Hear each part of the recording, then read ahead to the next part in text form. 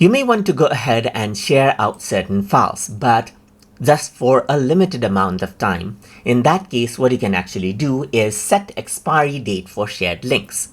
So to do that, if I were to go around over here and click on share, you can actually see the settings. You need to go ahead and click on chains, and over here in the validity period right here, just like this. Let me just turn off the password. Over here, you can see that I can set this validity period for 24 hours only. So if I were to go around now, click on apps right here and copy out the link right here, then what will happen now is the other person right here. So let's just go around over here onto incognito window and access it. Right now, the person is able to go ahead and access out this file. But as soon as the 24 hours is up, they won't be able to go ahead and access the file from this particular link. And that is simply how you can go ahead and set file expiry for shared links inside of Terabox. So I hope you guys learned something as always.